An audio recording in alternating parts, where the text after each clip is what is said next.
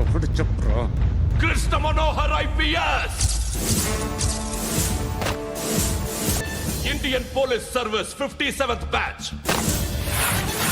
మీరు చనిపోతే మీ శవం చూడడానికి వస్తాడా మీ కొడుకు? వస్తాడు. ఎవడో నాకు తెలీదు.